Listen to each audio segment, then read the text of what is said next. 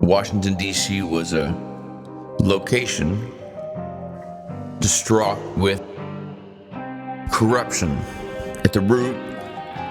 In fact, the Constitution has been unadhered to, though written by persons owning slaves, bigots, rich white men, Caucasian. That brings me to one of the stories that I have to tell that I heard long ago from my father. He had returned back to Harvard after many years having graduated. He said that he was going back with a couple friends to see the final lecture to be delivered by Crane Brenton, the director of the Department of Intellectual History at Harvard for over 30 years. Now, Crane had been famous for his lectures. When my father was in school there, he would sometimes audit a class or sit in on a class where Crane was speaking, because his lectures were really quite profound, actually. My dad said,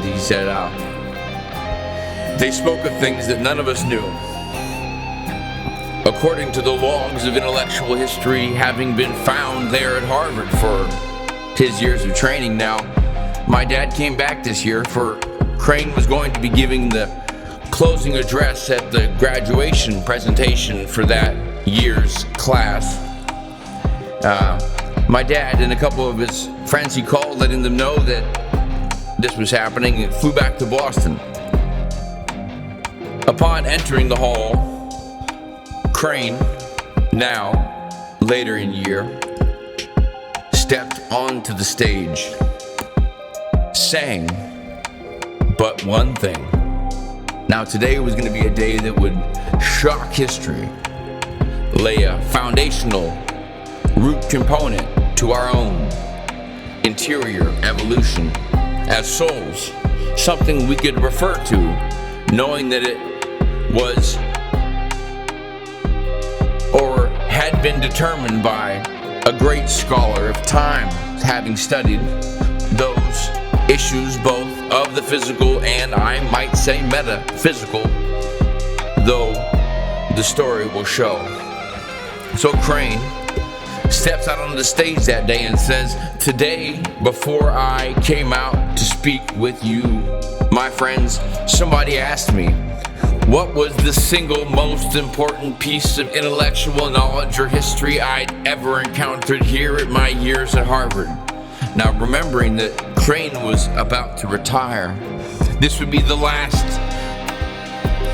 speech he made to the Harvard community and that community of our world. So told and those stories later spoken. So Crane says, "The most important piece of intellectual knowledge or history I have run across here at my years here at Harvard is this one thing."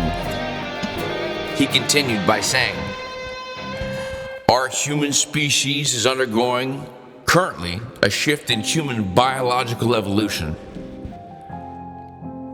Our physical systems are developing a new faculty as real as sight, taste, or smell.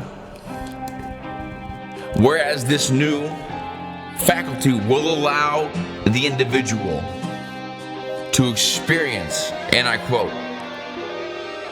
"the unitive phenomenon between each and every ultimately irreducible integer of matter in the cosmos."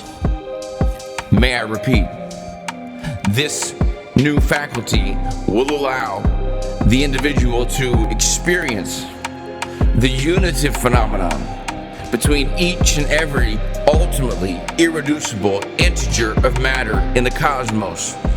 He goes on to say, "Along with this faculty will as naturally be arising a discernment on the part of each person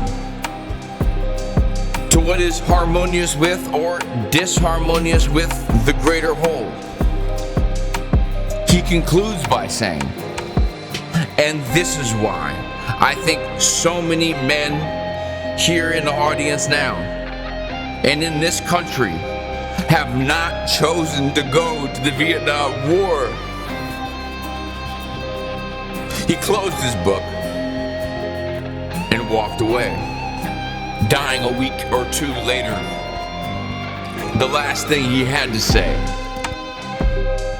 This concludes Chapter 2, the Book of Souls Trilogy, the Autobiography of Daegan Sheehan.